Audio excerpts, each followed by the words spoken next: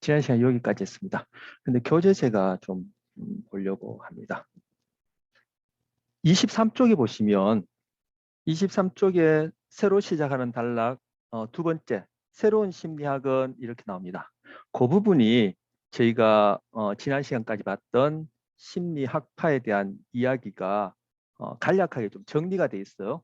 그래서 지난 시간에 말씀드렸지만 오늘 뭐 이렇게 이어가는 내용이 또 접근법이 대동소이하거든요. 그러니까 이 부분 여러가 쭉 한번 읽어보면 지난 시간 리마인드도 되고 여러분 또 이 페이지 또 나중에 복습할 때라도 한번 읽어보시고 아니면 지금 또 같이 또 읽어보시고 하면 좋을 것 같아서 읽어보겠습니다. 페이지 23쪽에 새로 시작하는 단락에 보면은 새로 시작하는 단락 두 번째 단락 보면은 새로운 심리학은 의식을 연구했던 분트의 심리학을 기반으로 정반합의 학문 발달 과정을 거쳐 여기서 정반합이란 것은 서로 이렇게 반정하면서 새로운 그런 이론들이 계속 만들어졌다 뭐 이런 뜻입니다. 그 변정법적 정반합 뭐 이런 의미로 정반합이라고 쓴 겁니다. 자, 정반합의 학문 발달 과정을 거쳐 분화 발전했으며 분화되었기 때문에 이제 학파가 생긴 것이죠. 크게 기능주의, 정신분석학, 행동주의 심리학, 게슈탈트 심리학 및 인지주의 심리학의 5개 주요 학파로 구분할 수 있다. 해서 지난 시간에 교재에 왜 5개인데 이 PPT에는 6개라고 되어 있습니까 했는데 지금 조금 읽는 중에도 그렇고 여러분 세어보시면 6번까지 있다고 제가 말씀드렸었어요. 그래서 얘는 5개를 6개로 고쳐야겠죠. 저도 고쳐 놓겠습니다. 이거 나중에 교정할 때 좀.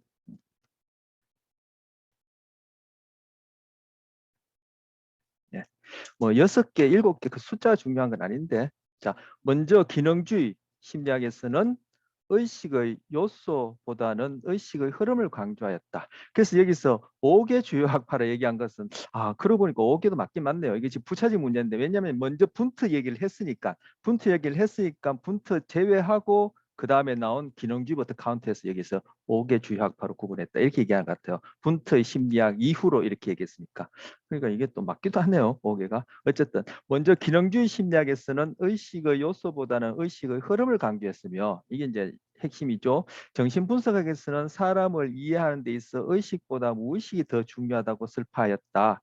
지금 얘기한 요 문장들이 지금 이후에 1번, 2번, 3번, 4번에서 뭐 구조주의, 기능주의 얘기할 때 앞에 나오는 그 한 센텐스, 한 문장들을 지금 이렇게 정리해 놓은 거에 해당해요. 예, 정신분석학에서는 더 중요하다 슬파였다. 행동주의 심리학에서는 무의식뿐만 아니라 의식의 요소나 흐름까지도 본질적으로 객관성이 떨어지는 것이기 때문에 떨어지는 것으로 간주하여 심리학이 진정한 과학이 되기 위해서는 외현적으로 겉으로 드러나는 관찰 가능한 행동만을 연구한다고 강변하였다 하는데 이때 외현적으로 관찰 가능한 행동 이 부분도 좀 저는 교정을 하고 싶어요.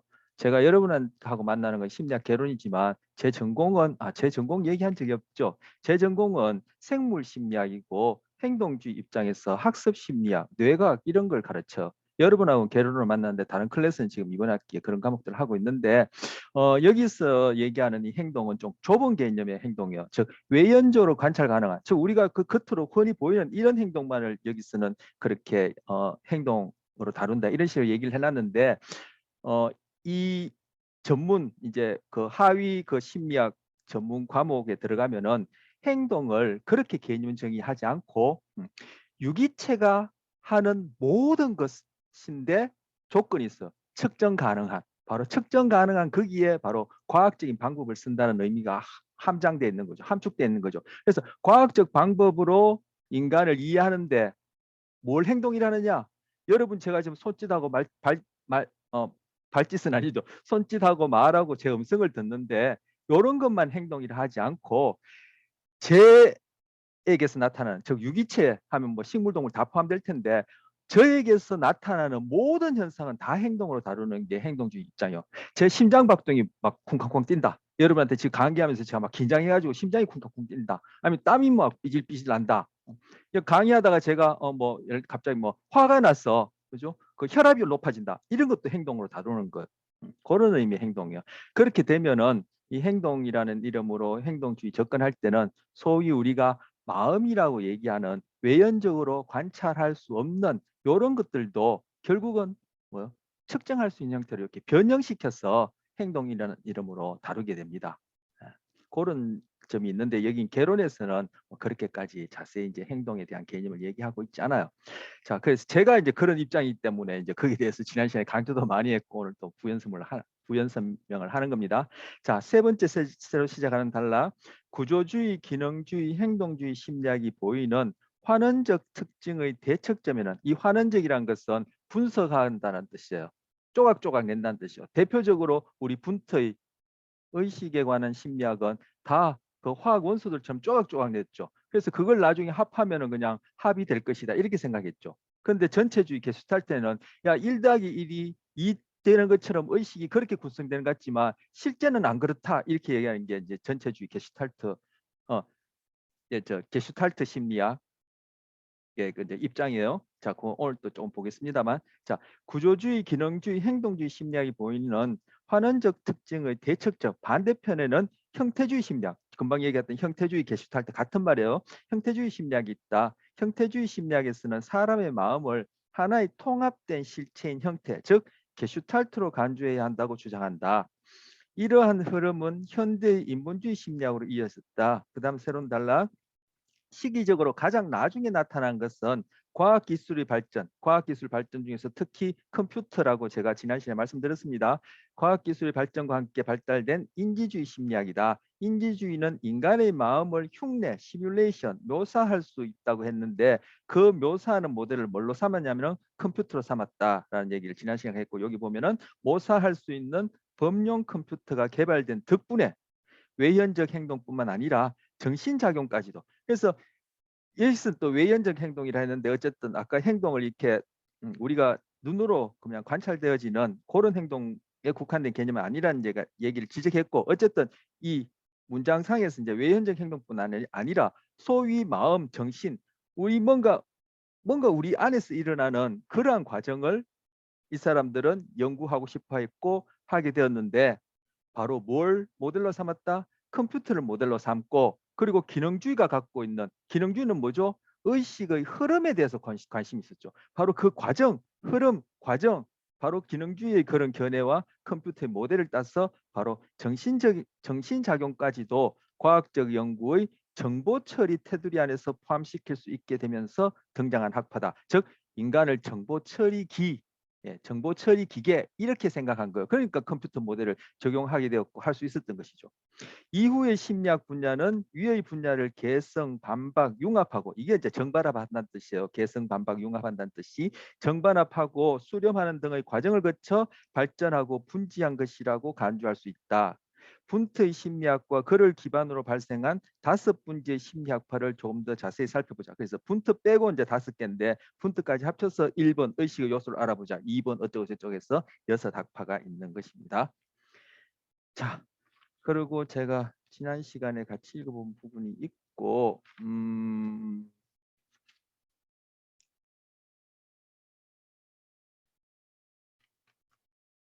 제가 이 부분은 읽어봤는지 안 읽어봤는지 제가 몰라서 다시 한번 하겠습니다. 했더라도 페이지 27쪽에 보시면 제가 또 이쪽 입장이라 또 강조하고 또 이제 더 부연 설명하게 되는데, 페이지 27쪽에 새로 시작하는 단락, 두 번째 단락.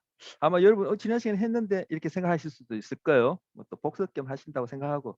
자, 그래서 두 번째 페이지 27쪽, 페이지 27쪽, 27쪽에 두 번째 단락, 새로 시작한 단락 보면은 행동주의 심리학의 주창자는 미국의 왓슨으로, 이 왓슨은 그 옆에 26쪽에 보면은 하단에 그림 1.6에 그 왓슨이 나와 있어.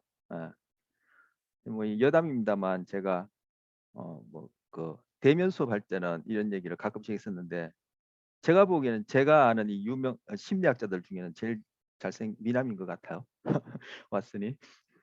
자, 어쨌든 이 왓슨이 이후에 또 여담하다 보니까 또 길어진다. 오늘 진도 나가야 되는데, 자, 왓슨이 이후에 심리학 교수를 그만두게 된 다음에 어디로 취업을 했다? 어떤 일을 했냐면은 광고 회사의 매니저로 갔어요.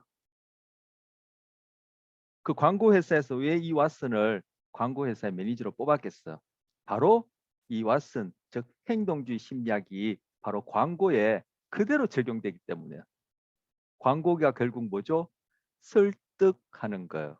우리 물건 좋다, 우리 물건 사라라고 설득하는 거예요. 그러니까 여러분이 설득 심리학을 듣게 되면 광고를 다루게 되는데 결국은 여러분이 물건의 설득이 되든 아니면 그 물건을 만드는 어떤 기업의 설득이 되든 그거나 여러분이 저의 말에 설득이 되든 타인의 말에 설득이 되든 아니면 뭐 정치인의 말에 설득이 되든 그것이 대상만 달랐지 그 안에 심리적 과정, 소위 얘기하는 메커니즘은 다 동일해요. 그런데 바로 이 왓슨 행동주의자가 광고의 매니저, 큰 광고에서 매니저 같다는 얘기는 바로 이 행동주의적 접근이 그죠? 설득에 바로 그대로 적용된다는 거. 자, 읽다가 말았는데 자, 행동주의 심리학의 주창자는 미국의 왓슨으로 그는 분트의 의식이란 용어가 중세의 영혼이란 말을 살짝 바꾸어 놓은데 지나지 않는다고 비판했다. 왓슨은 행동주의가 다루는 심리학은 객관적이며 자연과학의 한 부분이고 이상적인 목표는 행동을 예언하고 통제하는 데 있다. 바로 광고도 결국 그죠. 요렇게 하면 사람들이 설득당해서 우리 물건을 살 것이다. 사게 해야 되겠다라고 예언 추측하고 사도록 하게끔 통제 컨트롤하는 거죠.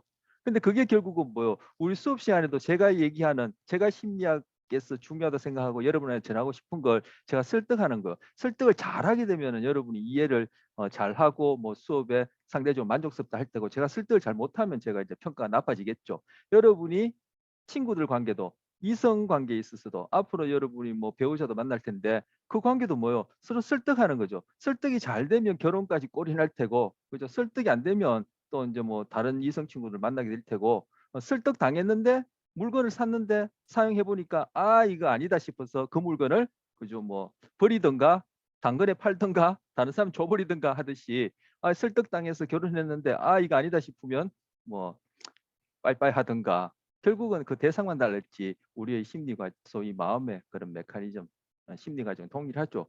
자 여기서 이상적인 목표는 행동을 예언하고 통제하는 데 있다. 내성법, 즉 분트가 사용한 내성법은 심리학의 올바른 연구 방법이 아니며 의식을 설명하는 것은 과학적 가치가 없다. 왜? 의식이라는 것은 아까 말한 영혼 이런 것과 또는 정신, 마음과 마찬가지로 그것이 객관적으로 과학적으로 연구하기에 적합한 그러한 것이 아니다라고 생각해서 이렇게 얘기하는 거예요. 그래서 이 사람은 심리학은 한마디로 개념 정의합니다.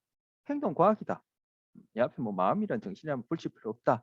그래서 이때 행동이란 것은 제가 아까 얘기했듯이 유기체가 하는 뭐 구체적으로 저를 얘기하자면 제가 하는 모든 것인데 여기서 뭐요? 측정할 수 있는 것이란 조건을 붙이면 과학적인 방법으로 라는 조건이 붙음으로써 이렇게 개념 정의하면은 다 다룰 수 있다라는 거야. 소위 다른 학파에서 얘기하는 마음 정신이라는 것도 측정할 수 있는 형태로 바꿔서 거기에다가 우리가 이름을 일반인들이 쓰는 그런 의미의 행동이란 뜻이 아니라 우리가 거기다 행동이라 이름 붙이고 다루자는 거야. 이것이 이제 그런 입장이고요. 자, 그다음 쪽 전체는 부분의 합이다 해서 형태주의입니다. 형태주의와 관련해서 제가 파이 현상이라는 것을 한 예를 들겠습니다. 형태주의 이것이 쉽게 안 와닿을 거예요. 형태주의와 관련해서 좀 참고할 만한 동영상이 있긴 한데 그 나중에 가서 좀 더 감각 지각 좀 배우고 난 다음에 제가 추천을 해보도록 하고요. 지금 봐서는 이제 뭐 좀 적절하지 않을 것 같아요, 시기적으로. 그런데 지금 형태주의가 뭔지 지난 시간에 배웠는데 형태주의가 뭔지를 보여주는 구체적인 예로 파이라는 현상이 있는데 제가 이걸 지난 시간에 얘기를 못했던 걸로 기억해요. 그래서 페이지 28쪽에 또 페이지 28쪽이래. 28쪽에 아래 글상자 1-2 보시면 파이 현상이란 것이 바로 형태주의가 뭔지를 보여주는 일예가 되는 거예요. 자, 파이 현상. 두 개의 전등이 있다. 하나씩 번갈아 켜본다. 두 개가 있다는 것은 확실하다.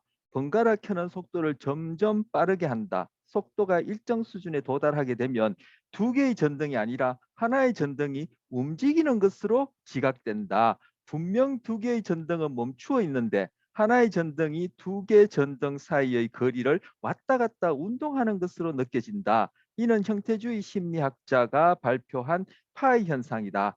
파이 현상은 영화나 네온사인 등의 작동 원리로 사용된다. 영화도 그렇죠. 그죠? 1초에 몇, 몇 프레임인지 제가 기억을 못 하는데 하여튼 수십 프레임이 막 넘겨지는 거예요. 사실 한 프레임 한 프레임은 그냥 고정된 그죠? 그런 사진일 뿐인데 그것이 연속되니까 우리는 그것이 움직이는 것처럼 그렇게 여기지는 거죠. 자, 이것은 사람의 마음이 두 전등을 별개로 인식하는 것이 아니라 두 전등 간의 관계성을 만들어낸다는 것을 보여준다.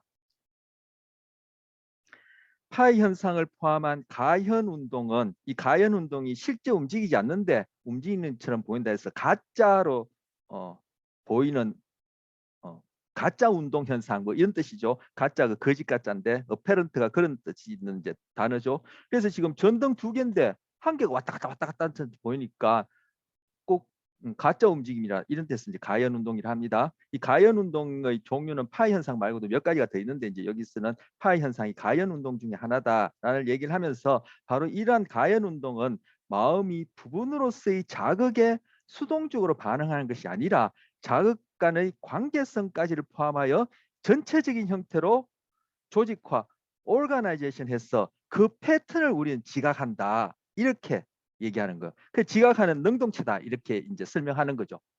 그런데 얘기 나온 김에 조금 하죠. 저는 능동수동이라는 것도 이게 그냥 우리가 방편상 서로 이렇게 우리가 어울려 사는 사회적 동물이고 또 그에다가 언어를 사용하니까 우리가 소통을 위해서 쓰는 하나의 어떤 그런 상징으로 수동 능동이지 저는 수동 능동의 구분도 참 쉽지 않고 수동 능동이라는 것이 없다라고 저는 생각하는 입장이거든요. 제 입장은.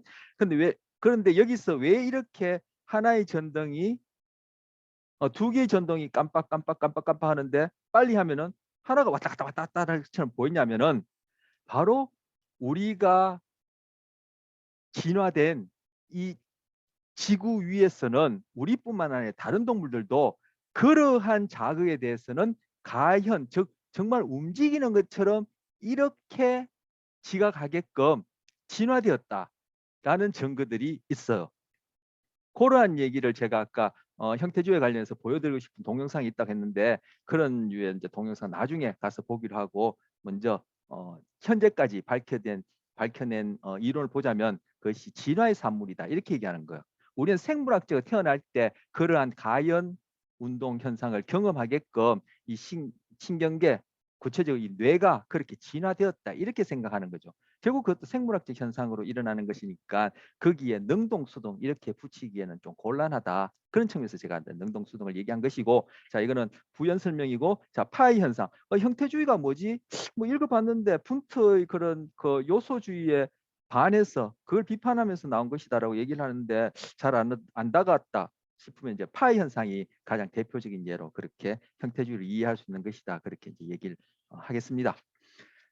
자 그래서 인지주의는 됐고요. 오늘 잠깐 채팅창에 누가 뭐 질문을 하셨는데 4쪽까지 PPT 4쪽이요? 네, 잠시만요. 보겠습니다.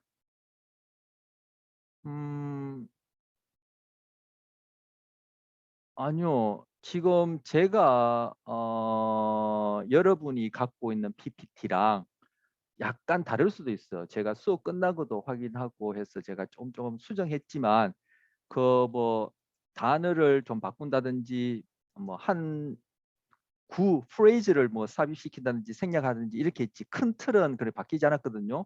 그래서 쪽수를 하자면 이게 4쪽 같으면 지금 푼트 처음 시작하는 건데 아니요. 제가 지난 기억하기로 표시해 놓은 거는 지금 여기까지 했습니다. 혹시 제가 틀렸다면 다른 학생들도 좀 얘기를 해주시죠. 예, 학파 안 들어갔고 이제 학파할 차례예요. 자, 그래서 조금 전에 제가 그렇게 말씀드렸고 이제 보충했고 이제 학파 들어가겠습니다. 자, 학파가 네. 죄송합니다. 학파가 아니라 제가 학파이 네, 맞습니다. 예, 맞습니다. 네, 제가 잘못 알았어요. 제가 잘못 알았어요. 제가 지난 시간에 여기까지 한다 얘기를 하고 학파를 그냥 쭉 그냥 후트. 예, 맞습니다. 제가 잘못했어요. 아이고. 그럼 지금까지 읽은 거 지금 다 복습이 아니라 그냥 뭐 얼토당토하게 예습도 아니고 그냥 맹랑이 뛰었군요. 네, 네. 학파부터 하겠습니다. 맞습니다. 예. 조금 전에 저 뭡니까 채팅창에 올린 것도 제가 이제 쭉 뭐 벌써 시간이 20여 분 갔는데 쭉 얘기하는 동안에 채팅창을 못 봤어요. 그럴 때 여러분이 중간에 음성으로 해주시면 제가 리스판스가 빨라서 금방 반응할 수 있어요. 제가 이 채팅창을 늦게 봤어. 일찍 봤으면 이제 좀 시간을 아꼈을 텐데. 에이구 이런. 네, 그 학파부터 하겠습니다. 아 이런 참. 맞아요. 지난 시간에 그랬죠. 네, 학파부터 하겠습니다. 자, 학파. 아, 이런 좀 지난 시간에도 좀 들거덕거렸는데 오늘 이거 더 들거덕거리네. 음, 구체적인 연구 대상 그리고 구체적인 연구 방법에 따라 학파가 나뉜다 이렇게 얘기를 했던 걸로 기억해요. 뭐 아니면 지금 메모해 두시면 돼요, 그죠? 교재에도 나와 있어. 구체적인 연구 대상과 구체적인 연구 방법에 따라 학파가 나뉜다 해서 이제 뭐 분트의 구조주의를 포함해서 6학파가 있다 해서 교재 지금 네, 페이지 23쪽부터 시작해요. 그래서 제가 그 23쪽에 처음 읽은 부분은 결국 정리를 하는 부분이 되는데 어쨌든 23쪽 1번 의식의 요소를 알아내자 구조주의 바로 그 위에 있는데 뭐 교재상으로는 제가 오늘 읽었던 부분이 시작이지만 저는 아까 이제 복습한다고 정리 겸 읽었는데 그렇게 참고하시고 자, 딱 그런 내용을 바탕으로 첫 번째 의식의 요소를 알아내자 구조주의입니다. 자, 분트라는 사람이 그 다음 페이지 24쪽에 나오는데 분트가 최초로 이제 심리학을 과학적인 방법으로 시작했기 때문에 심리학의 창시자다 이렇게 불린다 얘기를 지난 시간에 했고 지금 다시 이제 다시금 얘기를 합니다. 그래서 이 분트는 의식에 대해서 궁금해 했어요. 그리고 의식의 요소에 대해서 궁금했어요. 그래서 여기 보면은 의식을 조각조각 요소로 분석하고 또 그 요소들을 어떻게 결합하면은 우리가 경험하는 의식의 내용이 되지 않겠느냐 해서 그걸 어떤 요소로 나눌 수 있을까? 그게 궁금했고 그 요소를 어떤 법칙에 따라 결합하면은 우리가 경험하는 의식의 내용이 될까? 이것이 궁금했단 말이에요. 그래서 우리 교재 보시면 그리고 이런 제 수업이 50분 수업. 2교시 2학점짜리라 짧기도 한데 이렇게 오늘 시간을 또 이렇게 낭비를 해가지고 제 불찰로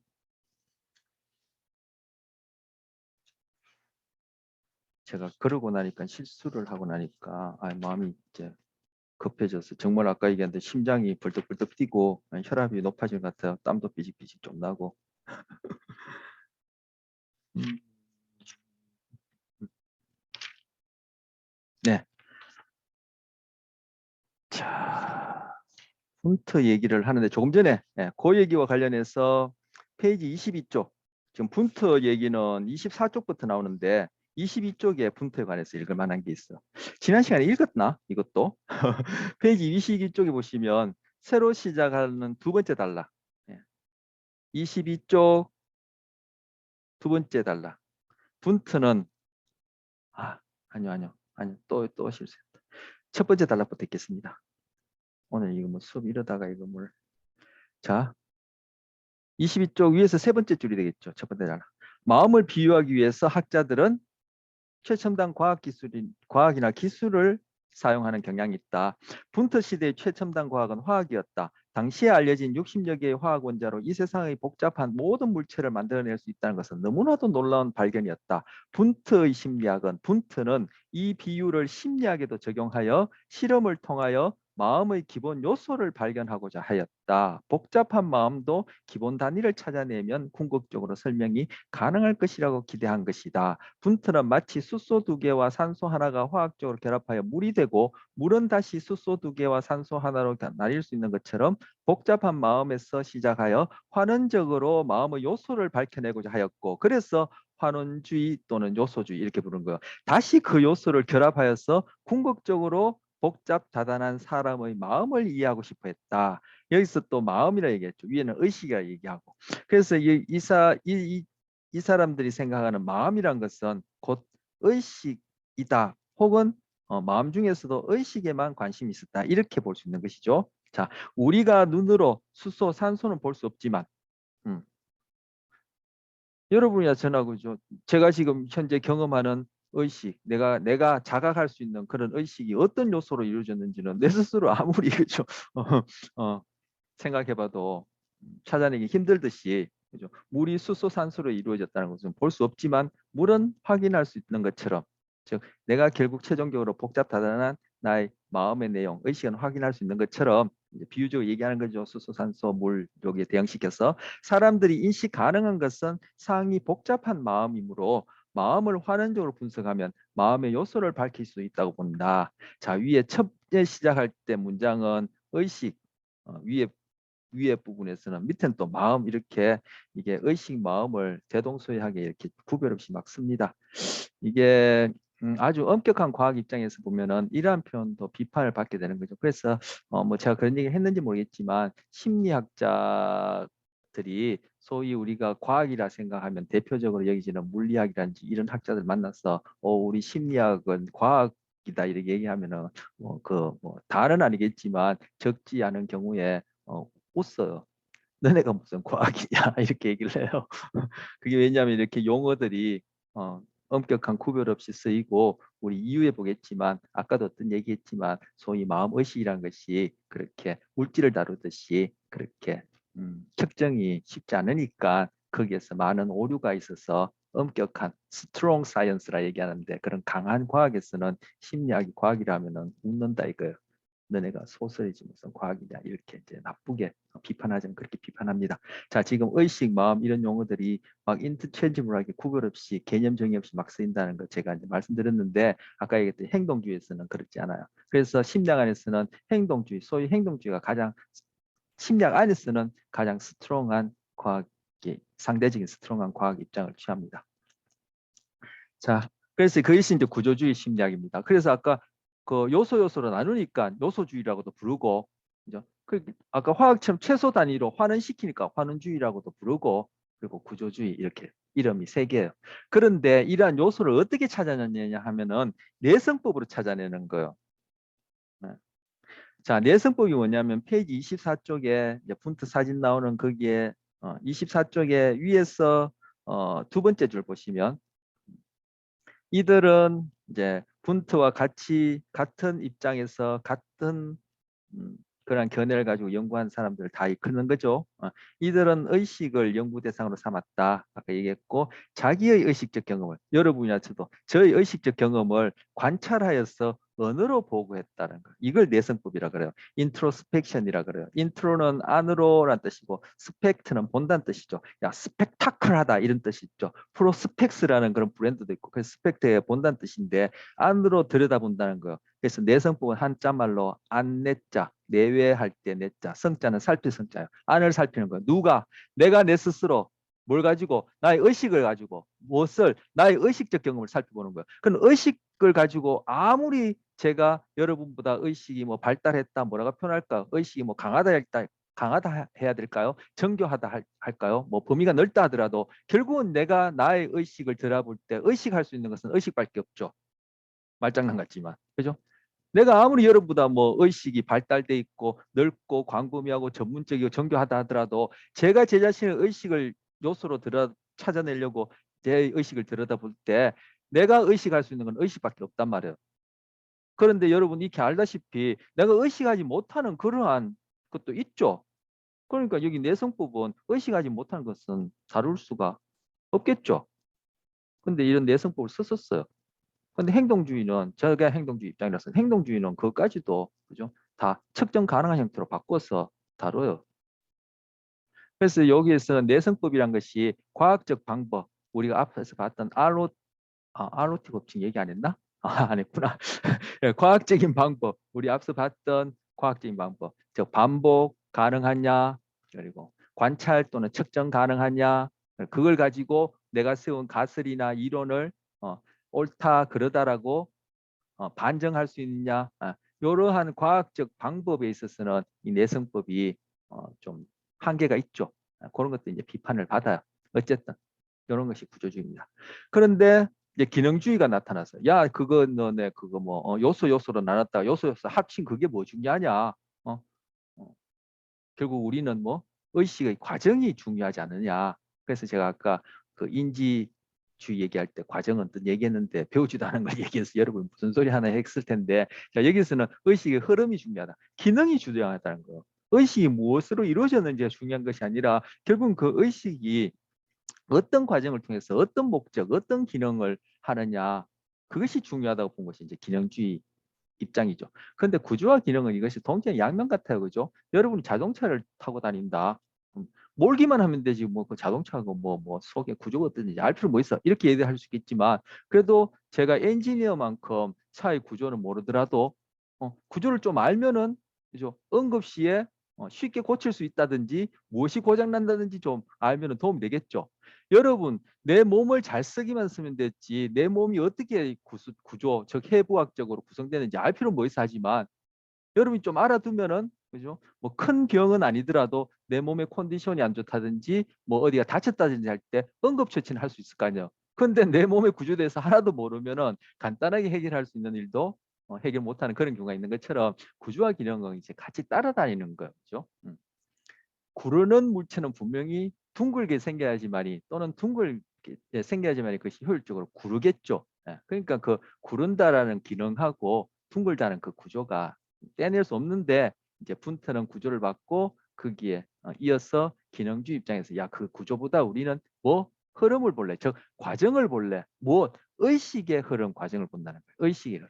여기서도 의식에 포커스한 거예요. 즉 의식이 무엇인가 구조, 달리하면 영어로 what보다 어떻게, how, 거기에 더 관심이 있었던 사람들이야. 그래서 의식의 요소보다 의식을 조각조각 요소 냈다가 다시 합치는 그런 것보다 저 우리의 의식의 흐름 과정을 강조했다. 그런데 우리의 의식 흐름 과정이란 것도 결국은 환경과 주거니 받거니 하면서 일어나는 일이니까 환경도 고려하고 환경과 서로 주거니 받거니 하면서 그 의식 흐름 과정이 어떻게 되는지를 강조하고 관심이 있었던 거야. 이 환경 안에는 자연 환경도 있지만 우리가 만들어 놓은 문명 그리고 우리가 추상적으로 만들어 놓은 법, 질서, 도덕 이런 것도 있고 여러분한테는 저희 존재라는 것도 환경이고 여러분 하고도 환경이고 부모님도 환경이고 그러니까 나 이외에 그죠? 모든 그러한 조건들이 다 환경이다 볼 수 있는데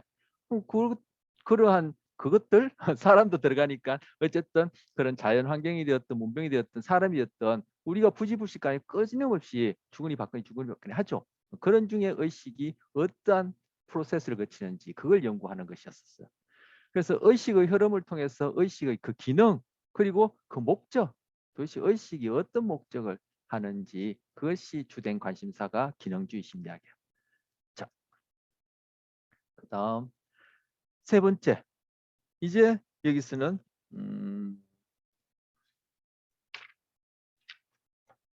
무의식의 이제 출현합니다.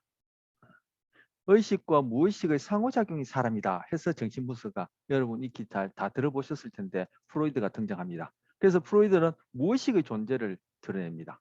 근데 그 이전까지는 무의식의 존재라는 것에 대해서 뭐 인정하지 않았다, 몰랐다. 특히 이원론자들 같은 경우에 그리고 이원론의 그런 창시자라고 불리는 데카르트 같은 경우에 인간의 마음이란, 인간의 의식이란, 인간의 영혼이란, 인간의 정신이란 뭐 이제 인터체인지블하게 이제 썼다고 보여지는데 결국 그런 것들은 다 의식적이다, 합리적이다, 수학처럼 논리적이다, 딱딱딱 떨어진다, 그리고 오류가 없다 이렇게 생각했어.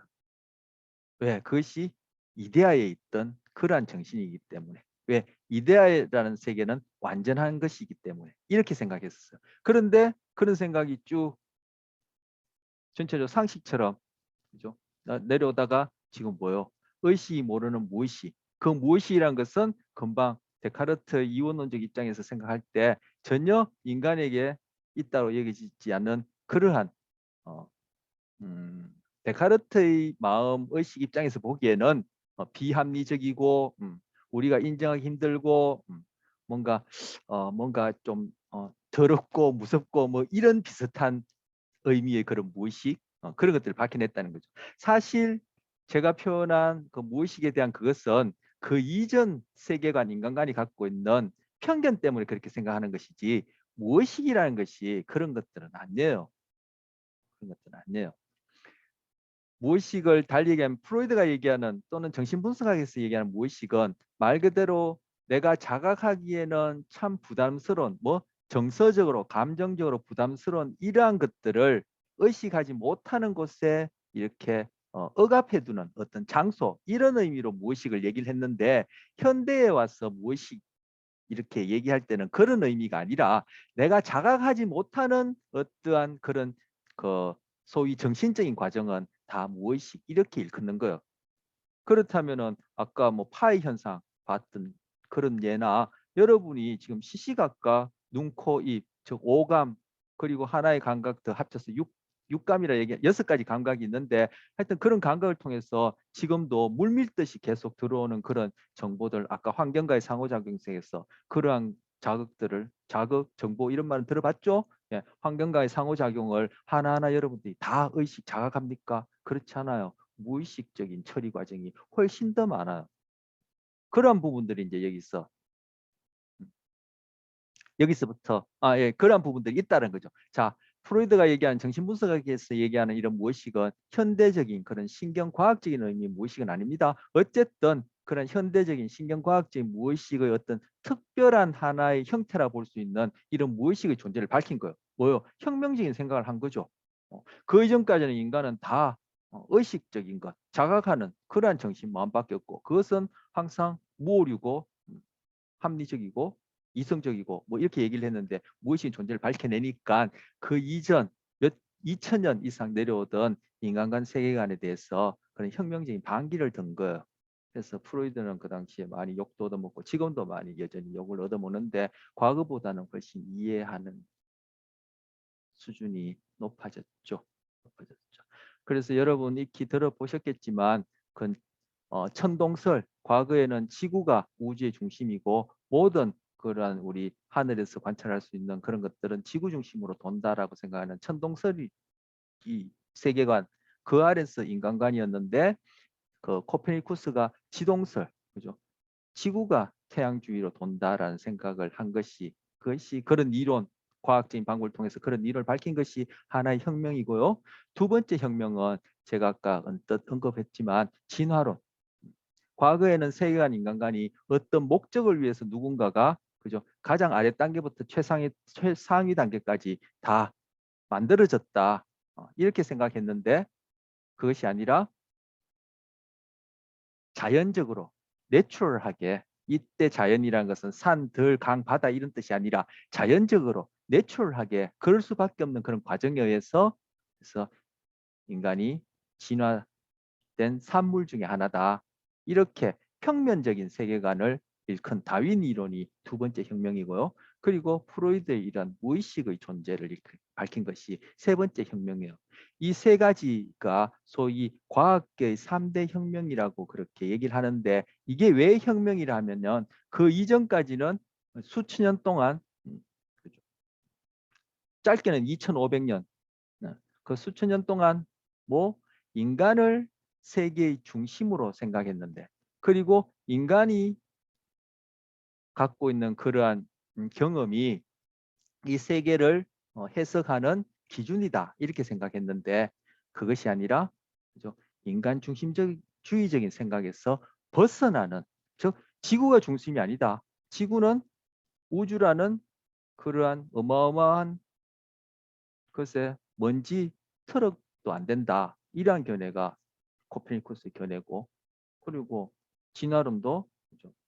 우리가 이 다른 생물들 중에는 가장 정점에 있는 최고의 존재다 생각하는데 그것이 아니라 다른 생물들과 다를 바 없는 진화의 산물이다 얘기한 거 그리고 바로 정신분석에서 데카르트의 이원론이 생각하는 그런 의식만 있는 것이 아니라 무의식 존재라 밝혀낸 것이 다 우리 인간 중심적인 그러한 가치관, 세계관에서 벗어나는 그런 견해이기 때문에 혁명적이고 그 당시에도 뭐 비판의 대상이 되었고 실제로 뭐 갈릴레이 같은 경우는 죽이려고 그랬고 지금도 여기까지 일반인들은 이런 생각들을 공유하다 하고 있는 건 아니죠.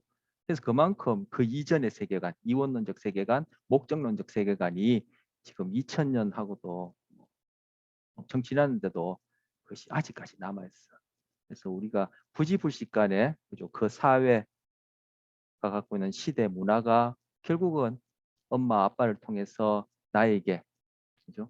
태어나서 부지불식간에 우리 안에 심어져 있는 그러한 문화로 인한 우리의 사고하는 방식이 얼마나 무서운가 알 수 있어요. 그래서 여러분도 그렇고 저도 그렇고 우리가 갖고 있는 이런 세상을 이해하고 나를 이해하고 타인을 이해하는 이런 생각 방식은 내 생각이 아니에요. 바로 우리가 살고 있는 이 시대 생각이에요. 그렇기 때문에 나는 내가 자율적으로 내 마음대로 생각한다 하지만 여러분도 그렇고 저도 그렇고 우리는 내 마음대로 생각하는 게 아니에요. 결국 그 시대가 생각하는 시대 사상이 나의 를 통해서 그냥 이렇게 드러나는다 이렇게 볼 수 있어. 그렇기 때문에 그런 시대 사상이 정말 타당한지 그렇지 않은지 알기 위해서 과학적인 방법, 과학적 사고가 필요하고 그러기 위해서 다양한 그런 경험과 공부가 필요한 거예요. 그런 공부가 없으면 결국 뭐요? 그 시대 문화가 요구하는 생각에 뭐요? 노예가 되는 거예요. 그래서 주인이 되기 위해서 공부한다 이렇게도 볼 수 있어요. 자, 조금만 더 하고 이제 마치 시간이 다 됐는데 첫째 시간. 그래서 무의식의 존재를 얘기를 하고 의식보다 무의식을 더 중요시했어요. 그래서 26쪽에 보시면 그 빙산의 비유를 하고 있죠. 그래서 옆에 이제 프로이드가 있고 그 옆에 보면 빙산의 비유가 있는데 빙산 여러분 빙산뿐만 아니라 물에 뜨는 부력이 있는 것들 뭐 큰 배도 그렇고 뭐 작은 그 뭐 그죠 뭐 노젓는 우리 여행 가면 타는 그런 배도 그렇고 여러분 실제로 보면은 위에 떠 있는 부분보다 아래 가라앉아 있는 부분이 훨씬 커요. 부력이 있는 것들은 물에 뜨는 것들은. 그래서 빙산에 비유했는데 빙산 위로 드러난 부분이 의식이고 아랫부분 다 무의식이다. 그리고 그 물 주변 그죠? 그 수면 주변은 전의식이라고도 구분했어요. 그거는 이제 물결이 찰랑찰랑함에 따라 약간 살짝살짝 드러나기도 하고 감춰지기도 하니까 그 전의식 부분은 어떤 특별한 방법을 통해서 우리가 의식할 수 있다 해서 전의식이라 구별했는데 크게 나누면은 빙산 위에 의식, 빙산 아래 의식하지는 못한 무의식, 즉 무의식 부분이 훨씬 크죠. 그리고 우리 삶에 있어서 그것이 더 중요하다 이렇게 얘기한 거예요. 그러니까 그 이전 생각하고는 완전히 반대되는 생각이죠. 자, 그리고 세 번째 여기 PPT 보시면 행동은 그렇다면 우리의 행동을 이해하기 위해서는 무의식을 들여다봐야 되고 무의식 안에는 무엇을 하고자 하는 것이 있냐, 무엇을 원하고자 하는 것이 있느냐, 즉 동기를 들여다봐야 되고 우리가 왜 그 행동상에 그러한 문제가 있지라고 할 때 바로 그것은 무의식 안에 뭔가 하려고 하는 즉 동기가 그것이 해결되지 않아서 갈등이 있기 때문에 무의식적 갈등이 있기 때문에 그것이 우리 행동상에서 이상한 행동을 하게 되고 문제 행동을 낳는다 이렇게 생각하는 거예요. 자, 왜 저렇게 행동하지? 아, 그거는 바로 의식이 아니라 우리에게서 더 중요한 무의식 속에 있는 뭔가 하고자 하는 동기 때문이야. 근데 쟤는 왜 행동이 저렇게 이상하지? 왜 행동에 왜 문제가 있지? 그건 바로 또 무의식 안에 뭔가 하고자 하는 그 동기가 해결되지 않아서 갈등이 그 무의식 안에 있기 때문이야. 이렇게 설명한다 이거죠. 그럼 결국 그것을 동기를 알아내고 그 동기의 갈등을 해결하면은 행동이 정상적으로 돌아올 것이다. 이렇게 이제 생각하는 거죠. 네, 네 번째는 이제 행동주의입니다. 심리학은 자연과학이 되어야 한다. 이때 자연과학이라는 것은 제가 첫째 시간에도 시간, 공간 이런 얘기를 많이 했습니다만 시간, 공간 안에 현재 여러분하고 저하고죠. 이 시공간 안에 존재하고 있는 하나의 물질이죠. 야, 사람이 뭐 물질이야. 뭐 사람한테 물질이 하면은 뭐 어떤 사람 기분 나쁠 수도 있겠지만 따지고 보면은 세포로 이루어졌고 세포는 물질 아닙니까? 그 세포도 뭐 결국 더 그 분석해 보면은 아까 뭐 화학 얘기도 나와 있지만 결국 그런 뭐 주기율표에 나와 있는 화학 원소로 이루어졌으니까 결국 우리는 이제 시간 공간 안에 이제 존재하는데 시간 공간 안에 존재하는 그러한 물질들이 보여주는 물리적 현상을 인과관계로 설명하는 것이 자연과학이다. 이렇게 얘기할 수 있어. 그래서 앞에다 자연이라는 말을 붙이는 거예요. 이 자연과학이 우리가 산, 들, 강, 바다 이런 의미의 자연이라는 뜻이 아니라 시간과 공간 안에서 우리가 경험하고 관찰할 수 있는 그런 물리적 현상들 간에 어떠한 원인과 결과의 관계를 있는지 밝혀내는 것이 자연과학. 이렇게 보는 겁니다. 그럼 뭐 그런 과학 말고 그럼 자연과학 말고 또 다른 과학이 있느냐? 있긴 한데 그런 경우에는 여러분 연역, 귀납 이런 말 들어봤죠? 그래서 연역적 과학이라 하는데 뭐 연역적 과학이 뭔지는 제가 지금 또 얘기를 하자면은 뭐 말이 또 그죠? 길어지고 진도를 나가야 되니까 그건 생략하기로 하고요. 그래서 우리 아까가 지난 시간에 심리학은 여차저차 하는 과학이다. 이 과학이란 말이 항상 빠지면 안 돼요. 과학이란 말을 심리학을 개념 정의할 때 빼버리면은 심리학이라는 이런 학제로서의 타이틀을 붙일 수가 없어요. 그러니까 심리학은 분명히 과학이라는 그런 조건을 만족시켜야 돼요. 그렇다면 이 왓슨은 아까 제가 뭐 사진 보면서 제일 잘생겼다 얘기를 했는데 이 왓슨은 바로 뭐요? 심리학은 과학이 되어야 된다. 바로 제가 말씀드린 그런 자연과학이 되어야 된다. 이런 입장이 행동주의예요. 그래서 심리학이 그러한 과학이 되기 위해서는 우리가 첫째 시간에 봤듯이 반복적으로 관찰하고 observable 또는 측정하고 그리고 내가 생각한 또는 내가 질문한 그러한 가설이 맞는지 아닌지 O인지 X인지 참인지 거짓인지 검증할 수 있다. 반증할 수 있어야 된다. 뭐 반증, 검증 같은 말입니다. 할 수 있어야 된다. 이걸 만족시켜야 된다. 그래서 앞에 이니셜만 따서 ROT 법칙을 충실히 갖추는 연구가 돼야 된다. 이렇게 주장하는 게 행동주의고 그런 입장에서 유기체가 하는 모든 현상을 측정 가능하다면 거기다가 이름을 행동이라 붙이고 다루자. 이렇게 접근하는 게 이제 행동주의예요. 근데 우리 교재에서는 행동을 그런 의미로 쓰지 않고 여기서는 그저 좁은 의미의 그냥 겉으로 우리가 관찰할 수 있는 그런 의미의 행동만 행동이라 얘기하는 거예요. 제가 아까도 제가 뭐 아유 이제 실수해서 심장이 불떡불떡 뛰고 진땀이 납니다 했는데 심장이 뛰고 땀이 나는 것도 제가 하는 그죠. 그죠? 제에게서 나타나는 현상이죠. 그걸 측정할 수 있죠. 심장 뛰는 것하고 여러분 병원에 가면 그죠? 그 바이탈 재는 거. 여러분 뭐 전문가잖아요. 그죠? 바이탈 잴 때 심장 박동 재고 혈압 재지 않습니까? 그러면 그걸 또 행동으로 다룰 수 있다는 거예요. 이렇게 뭐 달리고 마시고 먹고 뭐 그죠? 싸우고 말하고 이런 것만 행동이 아니라 그렇다면 우리가 어떤 측정 기구를 이용해서 호르몬의 분비를 잰다. 그것도 행동이라는 거예요. 그런 의미의 행동주의 개념이에요. 그래서 아까 심리학은 이 행동주의 입장에서 개념 정의하자면 간단한 거 행동과학 이렇게 개념 정의할 수 있다는 것을 제가 아까 27쪽에 그 읽었던 부분, 그 부분에서 얘기한 겁니다. 아까 읽었으니까 지금 다시금 읽지 않고 여러분이 노트한 거라든지 그 부분 읽으면서 제가 얘기했던 거 해상하면 되겠습니다. 자, 네, 흔히들 다음 걸 얘기를 하고 보는 게 낫나? 지금 얘기하나? 예, 지금 보는 게 낫겠네요. 아까 제가 왓슨 그 읽었던 그 27쪽에 보면은 이 왓슨이 뭐라고 했냐면은 의식하고 따옴표 작은 따옴표 놨죠. 바로 이전에 특히 뭐 분트의 구조주의에서 내성법을 통해서 들여다보는 그 의식이란 대상, 내성법이란 것도 이 ROT 법칙에서 보면은 너무나 그죠? 많이 벗어났고 의식을 가지고 의식을 들여다보니까 그것이 다분히 주관적일 수 있으니까 객관적 측정이 어렵고 그리고 의식이라는 요 용어도 좀 보면은 이 왓슨 보기에는 이것이 중세의 영혼 이런 말을 그냥 바꿔치기 한 것이 뿌리다 이렇게 이제 비판을 했다라는 거예요. 자, 이러한 생각이 저도 그렇고 여러분도 그렇고 그리고 저만 하더라도 평상시에도 그죠? 이렇게 의사소통할 때 우리가 그걸 다르게 표현할 수 있는 게 아직까지 없으니까 통상적으로 우리가 뭐 논문을 쓴다든지 하면 몰라도 통상적 일상생활에서 서로 이렇게 커뮤니케이션 할 때는 상용화되어 있는 상식화되어 있는 너도 알아듣고 나도 알아들을 수 있는 다른 용어 없이 그것밖에 없으니까 방편적으로 마음, 영혼, 의식, 정신 뭐 이렇게 얘기를 하지만 사실 저도 그렇고 여러분도 그렇고 다른 많은 사람들 적지 않은 사람들이 생각할 때 나의 행동의 원인은 마음이다, 정신이다 이렇게 생각한단 말이에요. 아니면 어떤 특정 종교에서는 나의 행동의 원인, 즉 나의 삶의 어떤 궁극적인 원인은 영혼이다 이렇게 생각하고 또 그 영혼이 어디에 있느냐면 또 플라톤의 이데아처럼 뭐 그런 곳에서 출발했다 이렇게도 생각하는 경우가 있는데 자 흔히들 우리 뭐요?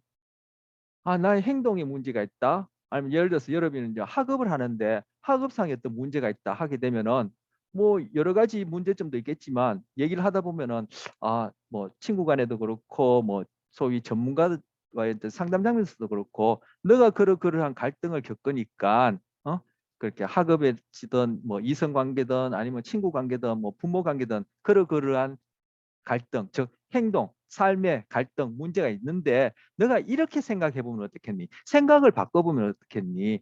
마음을 바꿔보면 어떻겠니? 이렇게 얘기를 한단 말이에요. 저도 그렇게 얘기를 하고 그렇다는 얘기는 뭐예요? 결국 마음이 원인이고 행동이 결과다. 이런 생각이죠. 그 말 안에는. 그죠? 그 말 안에는 마음이 원인이고 행동이 결과다. 이런 생각. 그러면 행동에 삶에 문제가 있다면은 마음을 바꾸면 되는 거예요. 그럼 마음을 바꾸면 되는데 우리가 흔히 소통할 때 방편적으로 그렇게 하는데 실제 그걸 들여다보면 연구를 해보면은 말 그대로 ROT 법칙에 따라 과학적 연구를 해보면은 그렇지 않다라는 거예요. 그렇기 때문에 여기서 뭐 왓슨이 마음, 의식, 정신 이런 것은 중세 영혼 같은 그러한 것을 바꿔치기 한 것일 뿐이며 마음이 행동의 원인이 아니고 그것은 우리가 소통을 위해서 만들어낸 하나의 방편이다. 이렇게 생각하는 입장이에요. 왜? 이 과학적 입장을 취하기 때문에 또는 과학적 입장을 취하려면은 그래서 그것과 관련해서 지금 하나 동영상을 보려고 해요. 자, 여기서는 마음, 의식 뭐 이런 것 중에서도 소위 자유의지. 내가 이렇게 행동하는 것은 내가 이번 심리학 개론을 이렇게 듣는 것은 내가 지금 이 시간에 필기를 하는 것은 내가 이 시간에 필기 대신 잠시 뭐 딴짓을 하는 것은 내가 선택해서 내 의지대로 내 자유의지대로 하는 거야. 그럼 내가 그렇게 행동하는 원인은 내 마음, 내 의식에서 일어난 자유의지로 하는 거야. 이렇게 생각이 쉬운데 그게 아니라는 그러한 이제 뇌과학, 뇌과학적인 그런 증거가 있어서 잠시 보려는 거예요. 자, 이거 보는 이유는 행동주의적 입장이 어떤 것인지 그런 맥락에서 보는 겁니다.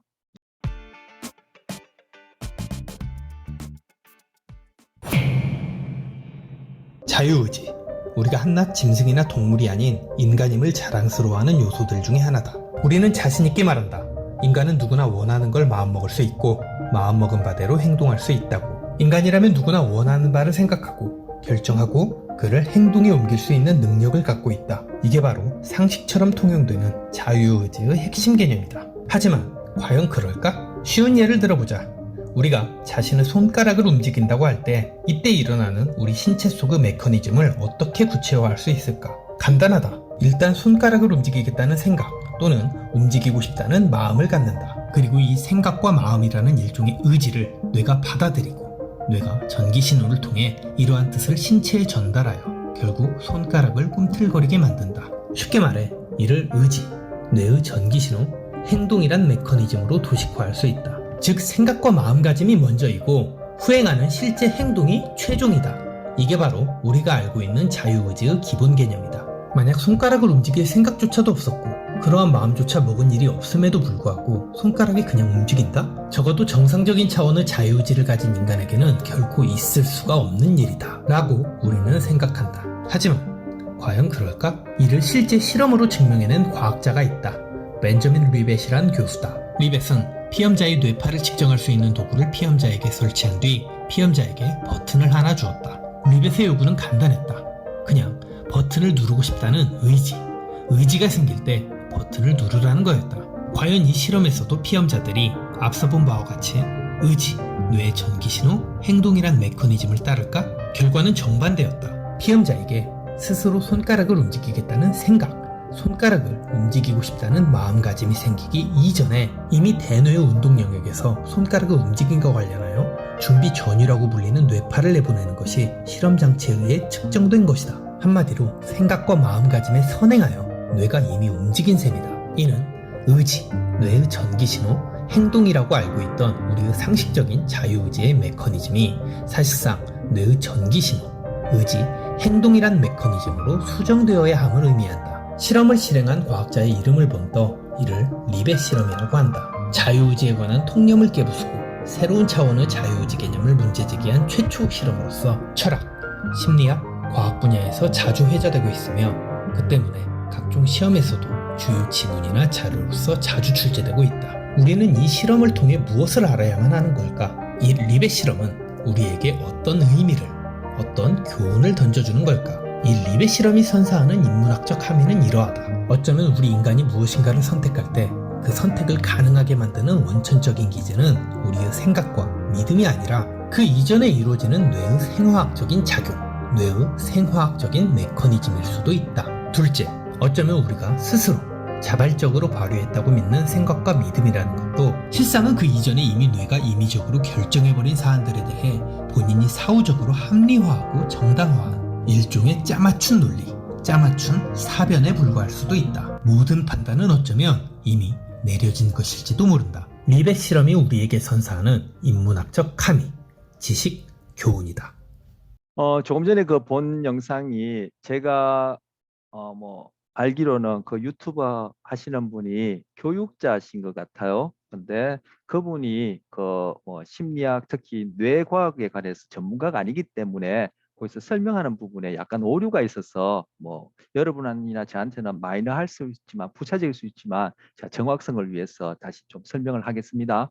거기 보면은 뇌에 어떤 반응이 있고 그것이 의지를 만들어내고 그것이 행동을 만들어낸다. 이렇게 얘기했는데 그것도 오류가 있어요. 자, 의지라는 것도 우리가 추상적인 거죠. 그죠? 우리가 어떠한 경험을 심적으로 소위 정신적으로 하는 것에 대해서 소통을 위해서 붙여놓은 이름이란 말이에요. 추상이란 말이에요. 그러니까 행동주의에서는 의지라고 부르는 그런 경우에 나의 뇌나 나의 몸에서 행동에서 일어나는 그것을 측정 가능한 형태로 바꿔서 행동으로 다루는 거예요. 그렇다면 아까 거기에서 그 유튜브 하시는 분이 뇌의 반응이 의지를 만들어내고 행동을 만드는데 이렇게 직렬적으로 순차적으로 그렇게 표현하지 말고 뇌의 반응이 의지라는 행동도 만들어내고 우리가 의지라고 이름 붙인 행동도 만들어내고 그리고 손가락을 움직이게 만드는 행동도 만들어내고 이렇게 병렬적으로 이렇게 표시하는 것이 현재 밝혀진 바하고 맞아떨어지는 거예요. 그 부분 제가 수정 보충 설명하고요. 그리고 이 실험이 갖고 있는 함의라고 해서 1번, 2번 소개하고 있죠. 이 실험이 벌써 여러분이 태어나기도 훨씬 전에 아마 여러분 부모님 태어나실 때쯤에 아니면 그보다 좀 이런 시기에 발표된 실험이에요. 한 40년, 50년 된 실험이에요. 그리고 지금 이런 연구만 있는 것이 아니라 이런 류의 같은 결론을 내린 연구는 엄청나게 많아요. 그런데 여러분만 하더라도 그렇고 저만 하더라도 그렇고 부지불식간에 평소에 이런 생각 못 하죠. 다 나의 의지가, 나의 자유의지가, 나의 기대와 예측과 목표와 이런 것들이 나의 행동을 결정한다. 이렇게 생각하지. 그렇게 생각하지 않는데 아까 그 함의 이 실험이 나타낸 함의에서 1번, 2번 할 때 2번 보면은 결국 우리가 자유의지 선택이란 것은 이미 우리가 한 행동에 대해서 또는 하고 있는 행동에 대해서 우리가 사후적으로 그 상황에 맞게끔 짜맞춘 하나의 이야기다 이렇게 얘기를 하죠. 바로 그런 부분들이 우리 이후에도 종종 얘기해질 텐데 바로 프로이드가 얘기하는 여러분 자아방어기제 이런 거 들어봤는지 모르겠지만 이건 이제 나오면 또 얘기를 하겠지만 그런 것들이 바로 여기서 얘기하는 결국 사후적인 합리화 짜모척이라는 거예요. 달리 얘기하면은 자기 기만이라는 거예요. 그런데 이러한 류의 그 어떤 자기 기만적인 우리의 의식 그 중에서도 다른 동물들과 구별되어지는 언어적인 의식이라는 것은 이런 속성이 있다는 것은 또 철학자들도 얘기를 하는데 그 중에 대표적으로 여러 사람 있지만 니체라는 사람이 우리가 가장 흔하게 하는 거짓말 심리학에서도 연구를 했어요. 하루에 사람들이 얼마만큼 거짓말을 많이 듣는지 하는지는 제가 못 봤는데 많이 듣느냐면은 하루에 한 10,000개 정도의 거짓말을 듣는데요. 10,000개인가? 예, 10,000개인가 1,000개가 제가 기억이 안 나는데 어쨌든 엄청나게 많은데 어쨌든 그렇게 우리가 많이 듣고 하는 거짓말 중에 가장 흔한 거짓말이 자기 스스로에게 하는 거짓말이라는 거예요. 결국 자기 기만이란 거죠. 내가 왜 이렇게 행동하지? 내가 뭘 하고 싶지? 이런 것들이 사실 알고 보면은 그 안에 우리가 이렇게 짜맞추기식으로 그렇게 지어낸 이야기가 많다라는 거예요. 그게 지금 아까 1번, 2번 함의 중에 2번에 해당하는 얘기인데 자, 만약에 그렇다면은 또 실제 그런 부분이 있고 그것이 뭐 90% 해당하는지 70% 해당하는지 대부분인지 그건 차치하고 그런 부분이 있다면은 내가 내 자신에 대해서 갖고 있는 여러 가지 스토리가 있죠. 20여 년 동안 내 자신이 갖고 있는 스토리. 저는 이제 여러분보다 이제 몇십 년이 더 많은 스토리가 있을 텐데 그 스토리가 결국 지어낸 얘기일 수도 있다는 거. 그런 연구는 많이 돼 있거든요. 우리가 갖고 있는 의식이라는 것에 적지 않은 부분이 내가 자각할 수 있는 기억에 의해서 나는 누구다라는 정체성을 갖고 있고 앞으로의 기대와 미래 계획을 세우고 하는데 그러한 기억의 대부분이 상당 부분이 지어낸 짜맞추기식으로 구성됐다는 연구도 엄청나게 많이 되어 있어. 그렇다면은 내가 내 자신의 과거 20년 동안 히스토리 때문에 내가 우울해하거나 슬퍼하거나 그죠? 교만해하거나 하는 것은 뭐요? 착각이라는 거예요. 그죠? 그러니까 내가 내 자신에 다 갖고 있는 그런 정체성 때문에 여러분이 그거 뭐 혼란스러워하고 뭐 고민하고 그럴 필요가 없다는 거죠. 이 연구 결과를 가지고 빗대어 얘기하자면 그게 다 엉터리일 수 있으니까. 자, 그래서 동영상 그 두 가지 뭐 부연 설명하고 자, 그다음 화면 공유 가서 아까 보던 것 보겠습니다. 행동주의 맥락에서 제가 이제 동영상을 본 거고요.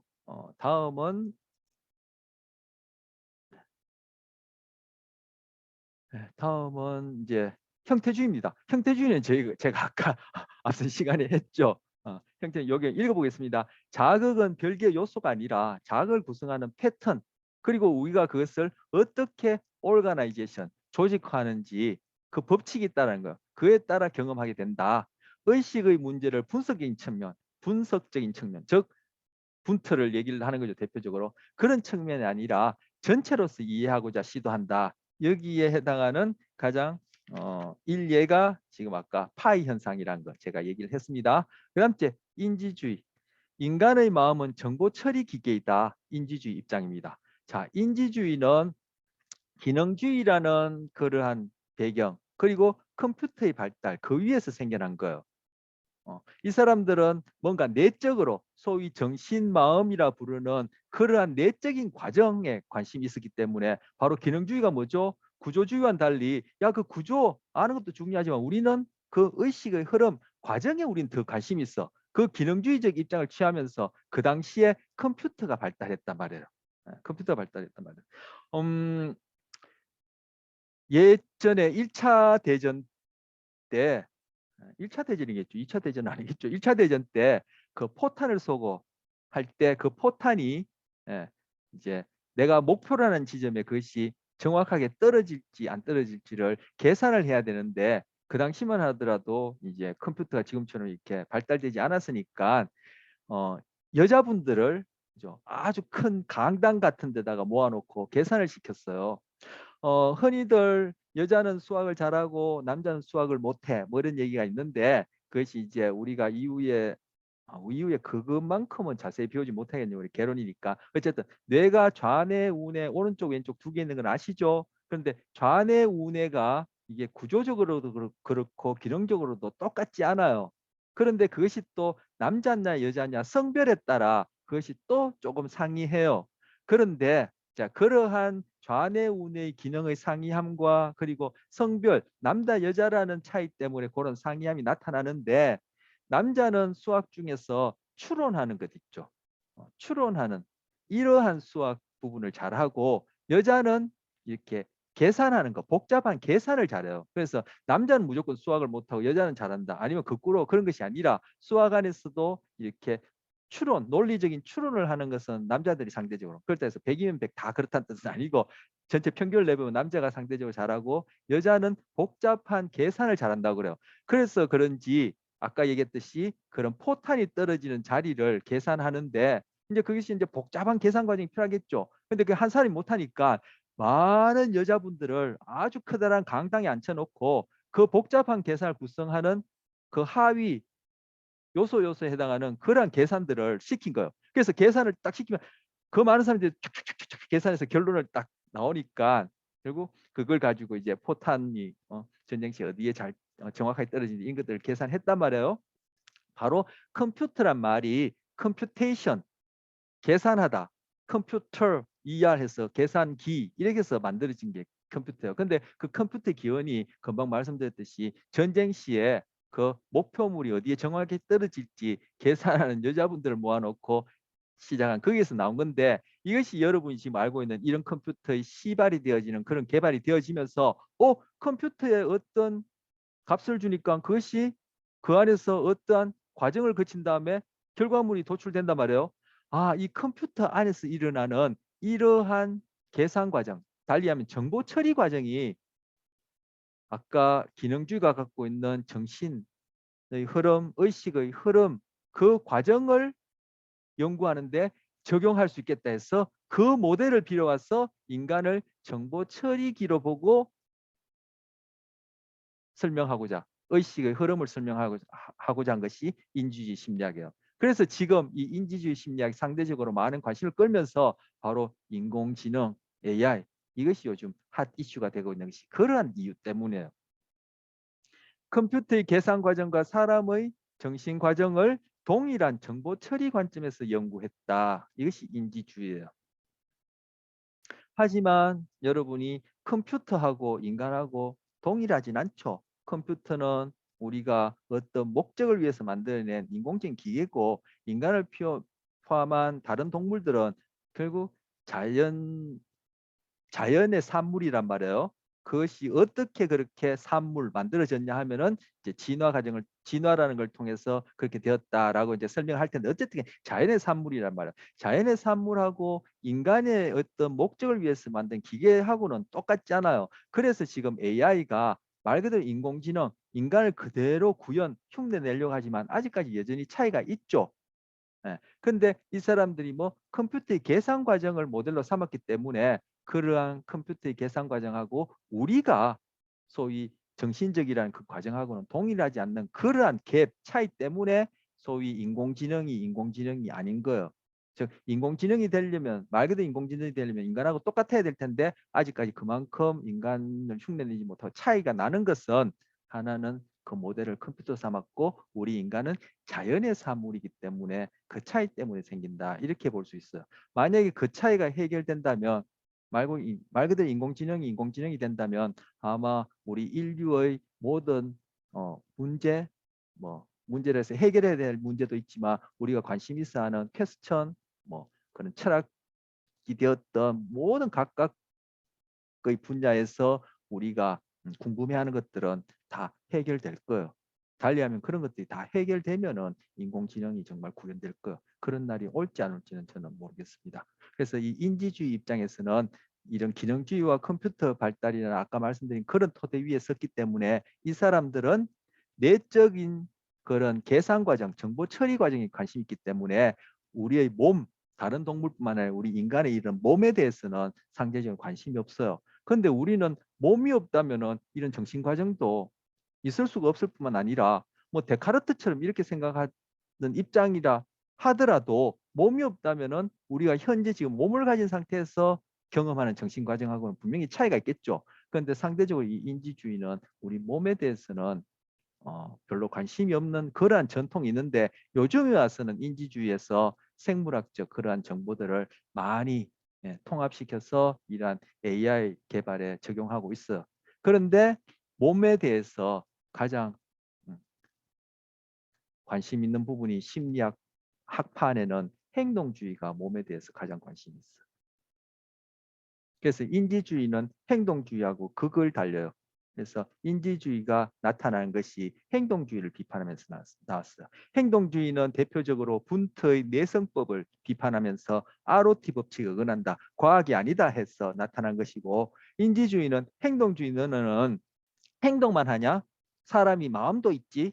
그럼 마음을 들여다봐야지 하면서 그중에서 바로 기능주의가 갖고 있는 그런 견해에서 그런 마음의 과정을 무엇을 빌어서 분트가 화학이라는 것을 빌어서 설명했듯이 이 사람들은 컴퓨터의 계산 과정을 빌어서 설명한 거예요. 그렇기 때문에 이 사람들은 그 방점이 그죠 몸에 있지 않아요. 소위 어떤 정신적인 과정에 있고 행동주의는 인간을 생물로 봐요. 그래서 인지주의는 행동주의를 가장 많이 비판하는 극단적인 형태인데 제가 행동주의 입장이라서 저는 인지주의를 되게 싫어요. 이것도 편견이겠죠. 어쨌든 자, 그다음 주 이제 접근법입니다. 제가 오늘 이제 하려고 했던.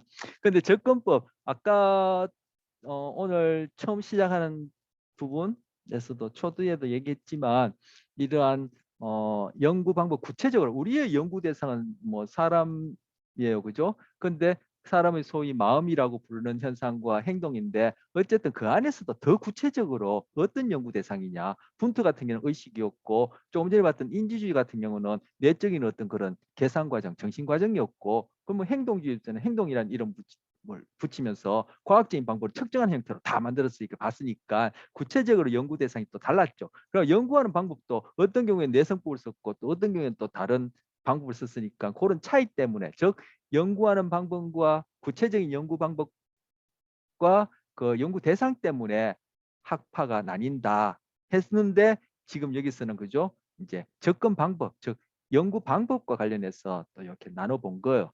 근데 여기 나온 내용들이 앞서 봤던 학파랑 거의 대동소이해요. 좀 차이 나는 게 첫 번째 생물학적 접근이에요. 뭐 제가 뭐 여러분 물어볼지 않았는데 오늘 얘기를 하다가 아까 첫째 시간에 저의 심리학 안에서도 지금 학파가 있고 이런 접근 방법이 있는데 저는 바로 이제 생물학적 접근, 행동적 접근을 취하는 행동주의 입장이 있어요.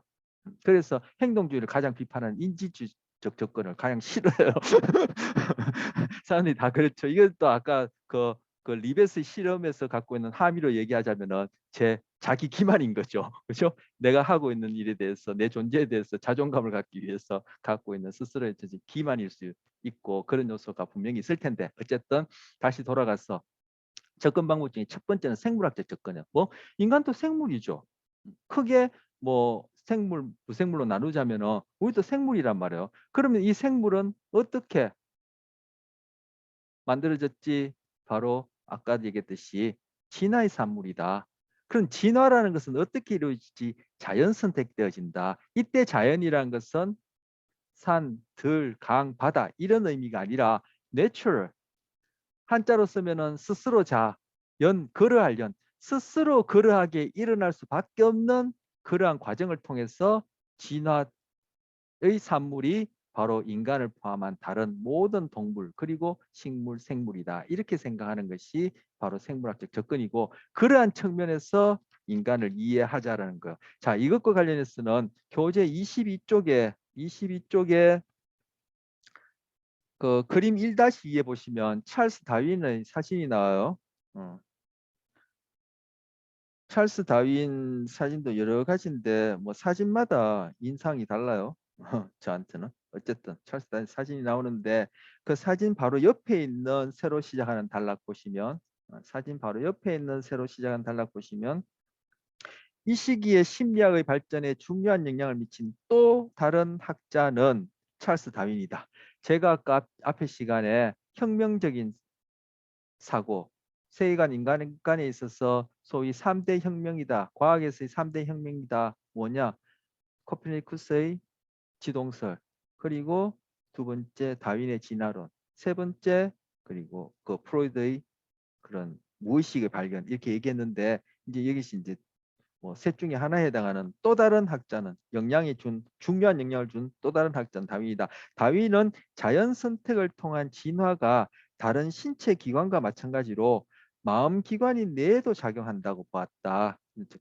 자연 선택이 무엇이고 진화가 무엇인지는 제가 여러분한테 구체적으로 얘기할 기회는 없을 것 같아요. 그것만 얘기를 하더라도 뭐 우리 수업 100분 안에 얘기할 수 있기에는 예, 뭐 한 50분은 최소한 필요할 것 같아서 다음 혹시라도 기회가 되면 좀 얘기를 하고 그건 뭐 여러분이 기회 되면 다른 루트를 통해서 이제 공부할 수 있는 기회가 있으면 좋겠고요. 자, 여러분 전공이 간호학이니까 의학 그리고 의학이 바탕이 되어지는 그 어떤 생물의학적 접근에 대한 큰 틀, 시각 관점에 대한 이해는 있어야 될 테고 그런 생물의학적 관점이라고 할 때 생물학적 접근은 분명히 그 토대가 되어지는 것은 진화론이에요. 과거의 오래전 생물학은 다 창조론 입장에서 결국 신의 창조를 지지하기 위해서 생물학이 있었다. 이렇게 얘기할 수 있고 생물학뿐만 아니라 뉴턴을 근대 과학의 아버지 이렇게 얘기하지만 한편으로는 중세 최후의 마법사 이렇게도 얘기를 해요. 왜 그렇게 얘기하냐면은 뉴턴까지만 하더라도 근대 과학이라는 것은 바로 창조론 하에서 신의 창조를 증명하기 위한 것이 과학이었다. 이렇게 여겨져요. 여러분 중세 시대의 철학이란 것은 신학의 하녀다 이런 얘기 들어봤죠. 중세시대. 그런데 근대 과학이 또한 신학의 하녀 역할을 했었어. 근데 그 이후에 지금 이제 창조론이 아닌 입장에서 생물학을 할 때는 생물학의 토대는 진화론이요. 그래서 진화론에 대한 음, 이해가 없으면은 생물학은 할 수가 없어요. 생물학에 대한 견해가 일정 정도, 그죠? 내 전공 관련해서 필요한 그 정도의 견해가 없으면은 의학을 제대로 이해하기가 힘들어요. 의학을 제대로 이해하지 못한다면은 여러분처럼 간호학이라는 그러한 입장하에서 인간에 대한 이해가 제대로 될 수 없어요. 그렇기 때문에 앞으로 혹시 진화에 관한 이야기를 듣게 된다면은 틈나는 대로 조금씩 공부를 해보길 바랍니다. 자, 여기 보면은 다른 신체 기관이 진화하듯이 우리 마음 기관인 뇌도 진화한다라고 보았다. 뭐 사실이죠. 여러분한테 사실이라고 여기진지 모르겠지만 자, 이걸 비유합니다. 자, 마음이란 단어 오늘 강조를 했었고 지난 시간에는 마음이란 단어와 관련해서 뭐 집중적으로 제가 강조하면서 결국 이원론을 얘기하게 됐는데 자, 지금 비유적으로 얘기합니다. 근데 그 비유가 굉장히 정확해요. 자, 여러분 소화라는 게 있습니까? 소화. 소화는 불 끄는 소화가 아니라 내가 지금 뭐 밥도 먹고 떡도 먹고 뭘 먹었는데 이걸 소화시키는 소화작용. 소화라는 게 있습니까? 소화라는 건 하나의 현상이죠. 입에서부터 저작 운동 그리고 침이 물, 묽게도 하고 침 안에 있는 소화 효소가 작용하고 목구멍을 넘어서 위장에 들어가면은 위 안에서 이걸 죽을 만들면서 그죠? 이런 그 소화 효소들이 분비되고 소장을 통해서 대장에서 결국은 이제 그 똥으로 만들 지금까지 그 배변은 놔두고 이 소화는 것은 위라는 중심적 위 말고도 제가 언급했지만 위만 얘기합시다. 위라는 하나의 물질 안에서 이런 물질이 하는 물리적 작용에서 일어나는 현상을 우리가 소화라고 부르지 소화라는 게 따로 있지 않죠. 그것처럼 마음이라는 것도 우리 신체를 필요로 하고 그 중에서도 뇌를 필요로 해서 이러한 세포라는 물질이 만들어내는 물리적 현상에 대해서 붙이는 이름이지 그 마음이 이원론자들이 생각하는 것처럼 어떤 특정 종교에 생각하는 것처럼 그렇게 실체로 존재하지 않는다는 거예요. 그래서 왓슨이 바로 그 의식이란 단어를 영어를 바꿔치겠다 하면서 그렇게 얘기를 하고 시간 공간 안에서 물리적 작용의 인과관계를 밝히는 과학적 입장을 취해야 된다고 심리학을 그렇게 기존의 심리학을 비판했던 거예요. 왜? 심리학은 과학이라 했으니까. 그럼으로써 분트 이후로 심리학이라는 이름이 붙었기 때문에 과학적 그 전제를 지켜야 된다는 입장에서 분트는 그렇게 스트롱한 과학적 입장을 취한 거예요. 그래서 위가 소화를 하듯이 뇌가 마음한다 이런 말이 있어. 즉 뭐요? 뇌가 마음한다는 얘기는 물론 마음이란 것이 뇌에서만 오롯이 일어나는 거 아니야. 우리 몸을 다 필요로 하죠. 뇌만 똑 떼어놓는다고 뭐 마음이라고 얘기할 수 있는 현상이 일어나는 거 아니죠. 근데 이제 대표적으로 이제 뇌를 가지고 얘기를 하는데 결국 위가 소화하듯이 뇌가 혹은 뭐 제가 표현하자면 몸이 뇌를 포함한 몸이 마음한다 할 때 이 마음이라는 것은 하나의 현상이지 그렇게 이원론적 실체가 있지 않다는 거예요. 그런데 마음을 바꾸면 행동을 바꿀 수 있어. 생각을 바꿔. 그러면 되잖아. 이렇게 얘기할 때 바로 그 생각 마음이 바로 이원론자 얘기하는 그러한 의미 비슷하게 우리가 일상적으로 방편적으로 쓰니까 아까 리베스 실험 이후 그런 유사한 실험들이 자유의진이 마음이 하는 것은 착각이다 이렇게 얘기를 하는 거예요.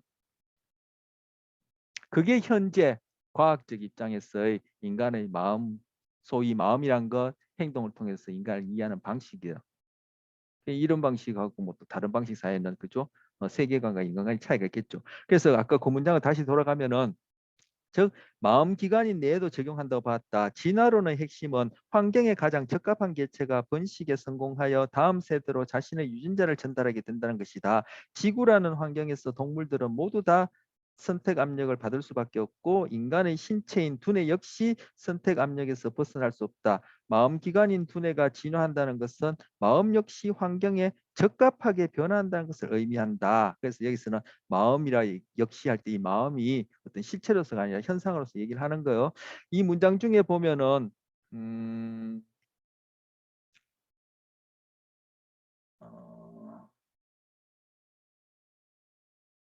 환경에 가장 적합한 할 때 이 가장 적합함이라는 이 표현이 이 뉘앙스가 여러분한테 어떻게 전해질지 모르겠는데 여기에 대해서도 좀 논의할 부분이 있고 그리고 선택 압력이란 이것도 전문적인 용어인데 여기 설명이 없어요. 뭐 이것 제가 얘기하자면 시간을 지금 뭐 다 까먹어도 모자랄 탐인데 그것들은 제가 얘기하지 않겠습니다. 그런데 제가 지적하자면 여기서 가장 적합한 이거는 오해를 낳을 수 있는 표현이고 그리고 선택 압력이라는 것은 전문적인 용어인데 뭐 그건 하지 않겠습니다.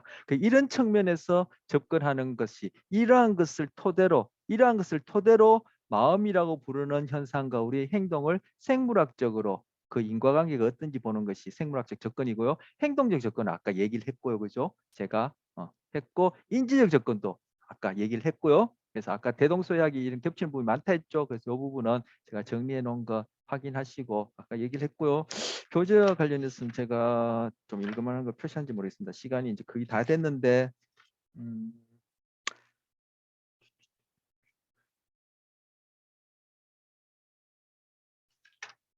네, 그 다음이 정신분석적 접근. 우리 이미 했죠. 예, 아까 이제 오버랩된 부분이 있다 했어요. 자, 여기 다시 보면 거의 모든 행동은 무의식적 과정에 지배된다, 가정한다. 문제 행동은 무의식 속에 해결되지 못한 동기와 갈등으로 인한 것이 원인이다. 이것도 아까 제가 얘기를 했습니다. 이 생물학적 접근 그리고 제가 생각하기에 이것도 뭐 아까도 얘기했지만 자기 기만적이고 편견이 다분히 포함됐다고 생각하는데 제가 뭐 그런 것들을 가능한 한 배제하기 위해서 저 나름대로 뭐 그나마 꾸준히 여기저기 책도 읽고 찾아본 결과 제가 이야기로는 이러한 생물학적 접근 그리고 바로 생물학적 접근 위에 세워진 것이 행동적 접근도 생물학적 접근이요. 교재 여러분 혹시 꼼꼼하게 다 읽어보면은 이 아까 다윈의 진화론, 꼼꼼하게가 아니라 아까 다윈의 진화론 읽었던 그 아래 문장 제가 읽지 않은 그 문장 쭉 읽어보면은 이러한 다윈의 진화론적 접근이 생물학적 접근 그리고 행동적 접근 그리고 진화 심리학의 토대가 되었다 이런 문장이 나옵니다. 뭐 제가 마음이 바빠서 그런데 뭐 그 부분 읽어보죠. 23쪽에 보시면 에이, 죄송해요. 시간이 8분 남아서 제가 자꾸 마음이 급해서 건너뛰려고 하는데 22쪽에 아까 읽었던 그 다음 단락 보겠습니다. 왔다 갔다 해서 여러분 정신없을 텐데 22쪽에 아까 다윈의 사진 바로 읽었던 그 다음 줄 보면 또한 다윈은 인간이 다른 동물에 비해 몇 가지 기관이 좀 더 복잡한 동물에 지나지 않는다고 주장하였고 신체적 특징은 물론 정신적 특징까지도 동물로부터 더 복잡하게 진화된 것이라는 이론을 내놓았다. 이러한 진화론 덕분에 사람의 의식까지도 생물학적 접근 측면에서 접근할 수 있게 되었다. 이는 현대의 생물심리학 그리고 학습심리학 및 진화심리학 등의 연구를 촉진시키는 역할을 했다. 그러니까 지금 생물학적 접근 그리고 생물심리학, 진화심리학, 학습심리학이 바로 대표적으로 행동주의적 접근의 대표 과목이거든요. 그래서 이러한 접근이 바로 지금 이런 다윈의 이런 진화론이 즉 생물학적 접근이 이러한 생물학적 접근을 말할 필요 없고 행동적 접근 그리고 바로 그 대표 과목인 대표 하위 커리큘럼인 학습심리학 이런 것들이 토대가 되었다는 거예요. 근데 제 전공이 이쪽이에요. 제가 수업하는 게뭐 생물심리학, 여러분하고는 개론 그리고 또 학습심리학, 진화심리학 이런 것들을 제가 하고 있고 제 전공이 있거든요. 그런데 지금 제가 이 얘기를 왜 했냐면은 지금 정신분석 하다가 얘기했죠. 바로 프로이드가 제안한 아까 프로이드 또는 정신분석학에서 얘기하는 무의식이라는 것은 지금 말씀드린 생물학적 접근에서 얘기하는 무의식하고는 좀 개념이 달라요. 즉 내가 자각하기에는 부담스럽고 뭔가 잊어버리고 싶고 억압하고 싶고 한 이런 것들을 내가 의식하지 못하는 어떠한 그러한 창고에다 집어넣는다. 비유적으로 얘기하자면은 그런 의미의 무의식이었는데 그러한 것도 포함해서 내가 자각하지 못하는, 즉 빙산에 비유하자면은 수면 아래에 있는 그런 부분들을 설명해 나가는 것이 바로 진화론을 바탕으로 한 생물학적 접근 그리고 행동주의 접근이 그것들을 설명해내고 있고, 심리학이 아닌 뇌과학에서도 그런 것들을 지금 설명해내고 있어요. 자, 정신분석 얘기하면서 무의식이란 것도 생물학적 접근에서 뇌과학이라는 이름으로 지금 설명하고 있다. 그걸 얘기하고 싶어서 교재도 읽어봤고 지금 정신분석적 얘기를 하면서 얘기를 하는 겁니다. 자, 그래서 요 부분 읽었고요. 자, 그 다음 지금 교재 가서 44쪽에 보시면